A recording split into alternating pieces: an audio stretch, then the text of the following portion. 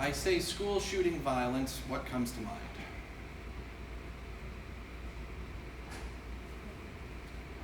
Having the doors locked and having a bunch of drills. Safety drills, lock down the school environment. We're seeing more and more of those embedded into school-based practices. On a personal fun note, my daughter's first day of kindergarten this year, the first week, I should say, they did have a lockdown. Not based on gun violence, but based on an irate parent. I still have questions over what happened there. Anything else?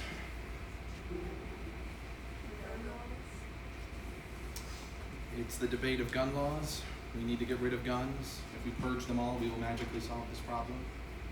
What's the other side of that debate? Usually if there's gun violence, TV talking heads start shouting one of two things. We need to ban guns is the overly simplified answer on the left side of the debate. What's the right side? Nope, but that has come up before. One of you was saying something about guns don't. So what causes people to kill people? True. I'm thinking more of a specific answer that Republican politicians and Republican thinkers tend to come up with more often than not. You'll notice I'm going to blame both sides here, because both sides are stupid. This is my professional opinion. Mental health. They're clearly mentally ill. That's where the problem is. It's too much guns. It's too much mental illness. Here's the reality. Neither side is anywhere close to a realistic answer. There are lots of different pieces to this particular puzzle. So for the reading today, which exactly is one page, it's a joint exercise by the FBI and the Secret Service to dig back through existing case studies of known school shooting incidents. Is there anything that stuck out to you? Anything of interest on those bullet points? Any descriptors out there that you thought, this seems odd, or I didn't realize this about school gun violence? That there is not a profile of a school shooter. It's not a one-size-fits-all event, and it's surprisingly difficult for us to define what is the event itself, and we will get to that point. So there's not a one-size-fits-all profile. There's probably several different characteristics along the way, and we should probably delve into what each of those are. Anything else stand out?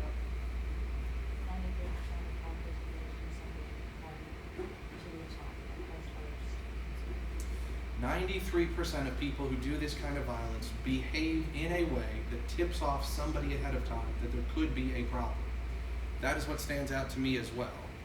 If we paid more attention to each other, checked in with each other more often, we're certainly not going to prevent 100% of all of these. We're not going to go from as much school violence we get today to no violence tomorrow, like that.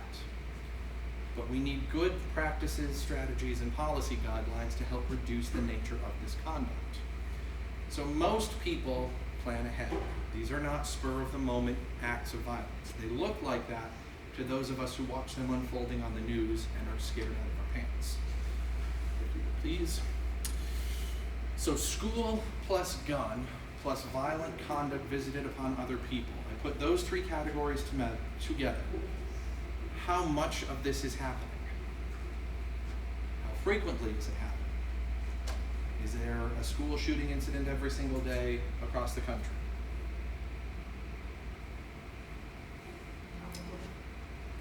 Probably, but you're not sure. Who here says this sounds like a trick question and I think there isn't a real answer to it?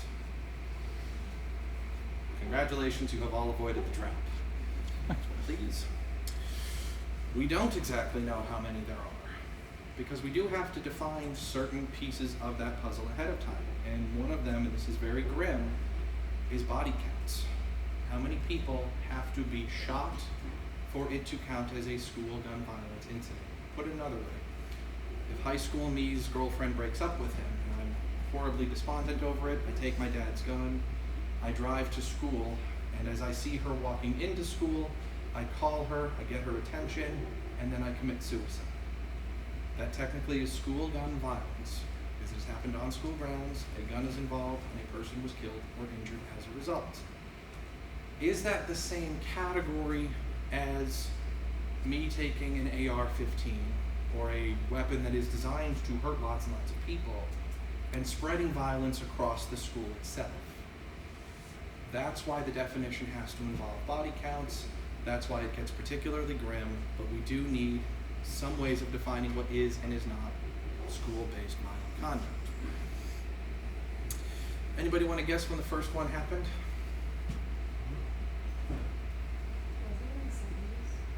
Was it in the 70s? 1970s? There have been some in the 70s. Anybody want to go older than that? 1954. 50s. Do I hear prior to that? We're turning this into an auction house for some reason.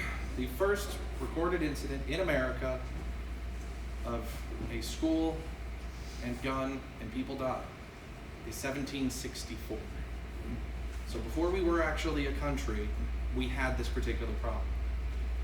But in the age in which we live, where national news networks are reporting information 24 hours a day, the first one we tend to think about goes back to the 90s in Columbine High School in Colorado, where two guys staged an extremely violent incident. First one up, please. Thank you. So in the world of criminology, we are devoted to understanding the making of laws, the breaking of laws, and the reactions to the breaking of laws. That is what the world is. And our goal is to develop theories to explain human behavior, particularly deviance, but it is not just to develop a theory in the abstract. I'm not sitting in my office ruminating over the causes of deviant conduct like I understand humans better than everybody else does. It is my job to test theory, to look at patterns of crime as they're unfolding and say, what are the linkages here? What are the factors that come together to make this particular crime happen?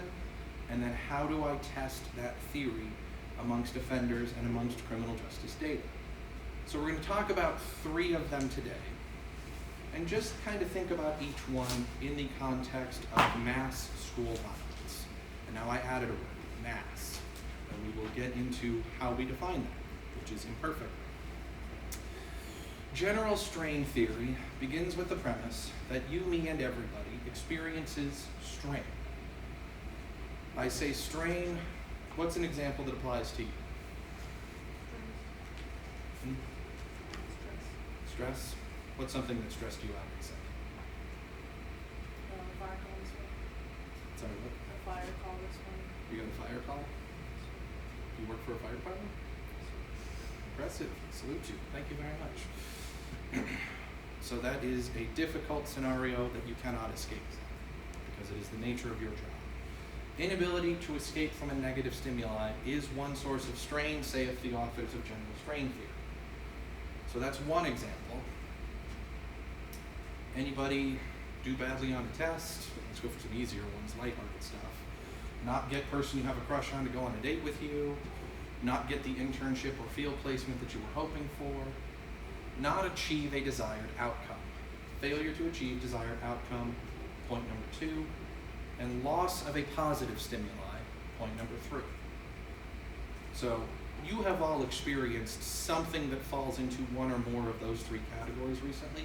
We all have. All of us experience strain is the point of this particular theory. But what happens when we experience that strain? The authors call it negative emotional processing.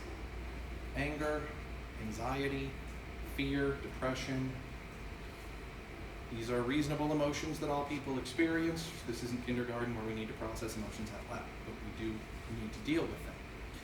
You have an emotional experience, and what happens next depends on your coping skills, or what coping techniques are applied for you to be able to process that emotional experience. What do you guys like to do to de-stress? Video games. Video games? Good one. Turn my brain off, engage in something fun, give me a couple hours of just downtime. I heard nap as an option. I'm not sure who said it, but yes, please. Love that concept completely. Any kind of physical activity, like running, something like that. physically engaging your body. These are all good coping skills. As are, Shop. no. Is that a good one or a negative coping skill because of the financial burden that it puts on you? It's a yes. Not a financial burden on me. Okay, then, on whoever it is that pays the credit card. We'll make it that person's fault. A very good coping skill that we tend to underutilize, talking out loud. Here is what's bothering me today. Having a friend, family member, confidant, or counselor that we can go to say, here is where my anxiety is, my fears are, what is stressing me out today. Being able to talk it out with somebody else solves lots and lots of problems. Does not solve all of them and will not solve this one perfectly. You know what's a commonly used coping skill that we should all probably do less of? I'm really stressed out. Had a bad day, my students were jerks. I got beer in my fridge. I'm gonna go home, crack open a beer, sit on the couch, and just kind of de-stress for a while. On the one hand, alcohol can be a pleasurable experience. On the other hand, it can very easily lead to other related problems. And depending on quality and utilization of coping skills, that negative emotional experience can grow, resulting in violent conduct. If I'm really, really stressed, I go home and then my family's just stressing me out further, I'm gonna haul off and start yelling at people. Or I might even start engaging in some form of physical violence. So we have one theory. Our next is something we have all done as well. And that is observed someone do something that produced an outcome that we wanted, and we copied that behavior. So social learning theory is a psychological concept and a criminological one, and it does boil down to monkey see, monkey do. My favorite example of this, when my daughter was between 1 and about 18 months, so she's walking around at this point and babbling a lot and doesn't really have a whole lot of words yet, but she would pick up her toys, hold them to the side of her head, and kind of babble. And it took us a while to figure out why is she doing that. Because she sees mom and dad holding phones to their head, and she's copying that behavior. And she wants to, as a small child, mimic the behavior of the big people, because the big people do the things that she wants to. They walk around, they talk, they get food, they don't have to ask for help to get stuff done.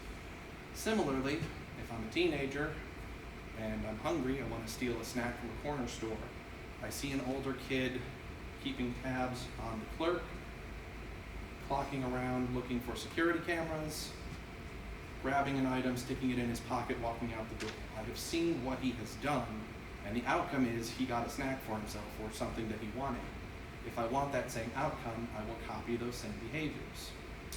Similarly, if I am a lonely, depressed, feel socially isolated high schooler with access to weaponry, as one example, and I see news reports and the internet and TV talking about the last person who engaged in a school shooting event, and all of them asking the question, why did he do this? Yes, I'm focusing on he. That's an outcome that I want. Attention. People talking about me. To feel like I matter.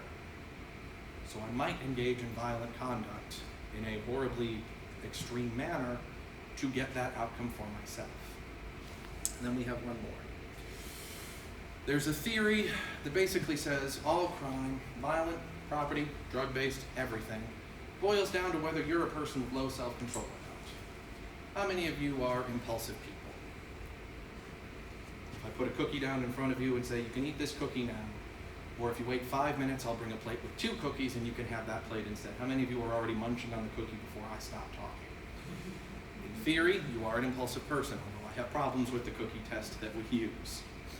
How many of you like roller coasters, would be willing to jump out of a plane with a parachute attached? You're not going to kill yourself in a violent manner, but bungee cord jumping, any extreme kind of sports fanatics out there. I want to get my heart racing. I want to feel that joy and tension. I'm seeing 1 or 2 hands go up there. How many of you are horribly insensitive to the needs, wants, or concerns of others? The world is focused on me and me alone. How many of you, if you're really pissed off in the moment, you will react with physical violence? You'll push me or punch me as a just get this guy to stop talking. Yeah, I'll get in trouble for it later, but right now I'm feeling a very strong emotional experience and I need to deal with that, and I don't care about long-term planning. I'm exaggerating a lot of these qualities. Also, if you are more of a physically active person as opposed to a mentally active person, or if you are somebody who isn't really good with words, you don't like to express it out loud, you just want to deal with it, whatever it is, and move on. The authors behind this theory, and it is psychologically based, say that early in childhood, your self-control level is pretty much set, and it has a lot to do with how your parents raise you. But if you're saying yep to all of those things, and you're like, yep, that's me, all of those things are who I am. I think only one of you had your hand up for 3 of them. And I'm not going to assume you are a naturally violent person, but then you are reactive, impulsive, possibly prone towards violent conduct. So of these 3 theories, is there one that might make more sense when we apply it to the concept of mass gun violence? Keep all 3 in mind. We have one more slide to get through, and then we'll open up for some Q&A. So I introduced the word mass gun violence on school grounds. And what does that mean? It means I have to specify a body count. I need to specify the number of people that were injured or killed by guns in a singular incident on school grounds, excluding the shooter themselves. So me taking a gun to school to kill myself to get my ex-girlfriend's attention is a tragic event, but we are going to treat it as qualitatively different from acting out violently towards others. And one definition, you may agree with them, you might not, is to use a minimum of 4 individuals killed or injured by a shooter on school grounds. That is this little chart up here, and the glare is pretty strong, but all the way at the far side is 1996, and all the way up here is 2018. And if you set that count as 4 or more killed or injured, then actually the number of incidents is pretty small over the last several decades. It is not 0. We must never pretend that it's 0. Every single bullet point or dot point up there is someone who deserves our time and attention, and we should be figuring out how to make these things go away. So that is not my answer of saying it's so small we don't need to think about it. Hell no. Do not listen to those people. But is 4 the right number? It is if you're Dr. Fox and Dr. Friedel, who came up with that particular approach. Your answer might look a little bit different. Please. You can look this one up as well. The Violence Project by Peterson and Densley, they set a lower cap.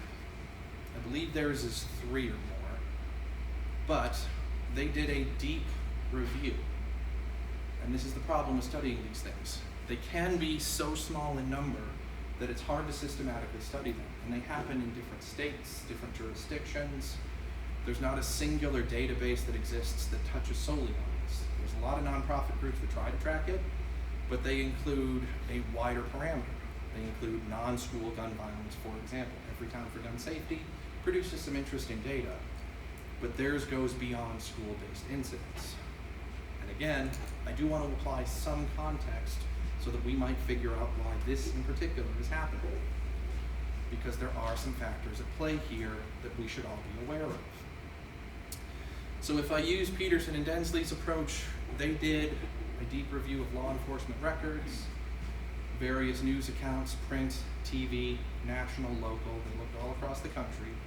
And they ultimately came up with a list of 180 individual cases of school violence, particularly those using guns, on multiple victims. And they did a retrospective study. Dig back through the individual offender. Interview them if they're still alive, although most are not. Family members, friends, social media accounts, survivors, pull news records, anything you can to try to find some common experience or common insights that might help us predict who the next one's going to be. Because sadly, we all recognize this is likely to happen again, if you would, sir. And what they found was a 4-stage sequence. It does not explain everything. There are individual school shooters who do not fit this exact pattern down to a T. But as you read through or discover who these offenders are and look back through their personal history, more often than not, you see most, if not all, of these points here. First and foremost, childhood trauma. My parents got divorced. Mine didn't, for an example. One parent died. Or what frequently happens, physical, sexual, or psychological abuse. My dad never stopped beating me as a kid. I was constantly put down for weight, being too effeminate, not being good at sports. Whatever that characteristic is, it is constant enough that it weighs in on me. And then we get to point number 2. You might think that that was my childhood, but I've moved past it. I can let go of my past.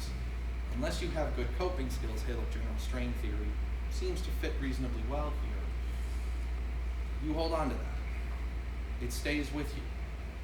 It builds inside you. It becomes high points of emotional tension. Generalized anxiety disorder, social withdrawal from other environments, inability to socialize or feel confident in yourself, so I'm just going to shy away from interacting with other kids. And then, on top of that, you feel like you're on the outside, pressed up against the glass, watching every other kid in school who seems to have figured it out. It, in this case, means social competency. They all have friends. They all have activities they do together. They have a sense of identity within their peer group in this school context. Why is it all these other kids have this figured out, and I'm the only weirdo on the outside who doesn't? Spoiler alert, nobody in school does. We all just fake it. But childhood trauma, unresolved, emotional buildup, negative or usually negative, hostile depression or anger building up internally, and the perception that everybody else has it figured out and they're going to leave me on the outside. Step 3 of that then is suicidal ideation. I want to kill myself. Because then at least this pain goes away, this weird thing where everybody else has life figured out except me. It hurts too much, it's too awkward, I don't like it, I don't want to be a part of it, so I'm going to then kill myself. How do you go from that to expressing that in terms of violence outward? There we get to step 4. You have internalized a lot of hatred and aggression. And step 4, unfortunately, has gotten worse in this day and age. Specifically, the internet giveth, and the internet taketh away.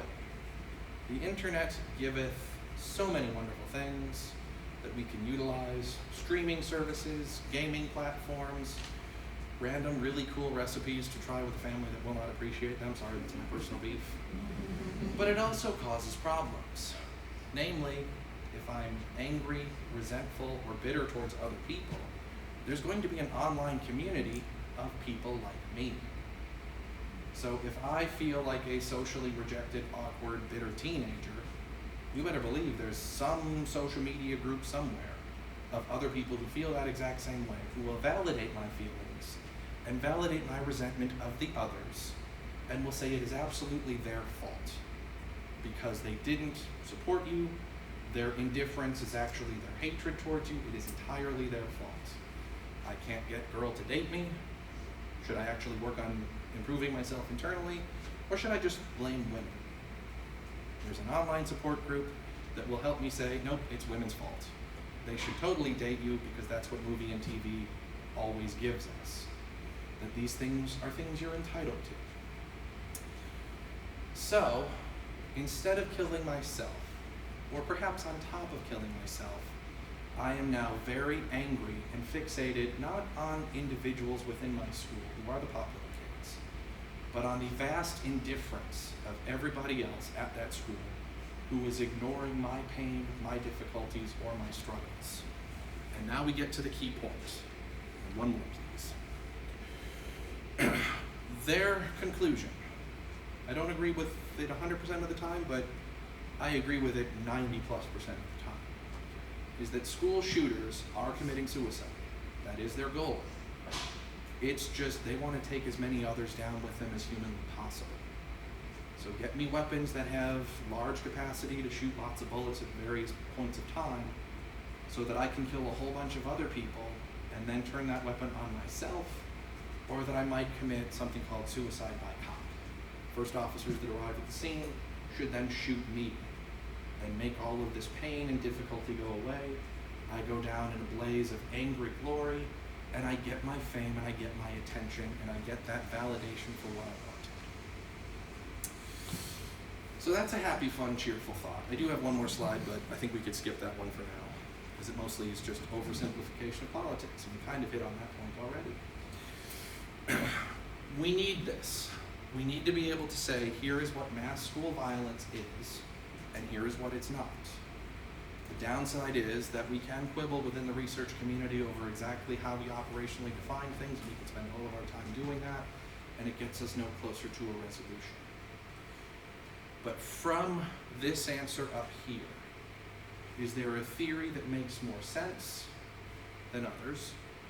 And is there anything we can do about that? Or do we all just need to sit there and say, well, these things happen and there's no answer we'll ever come up with that solves them? Ends my sentence.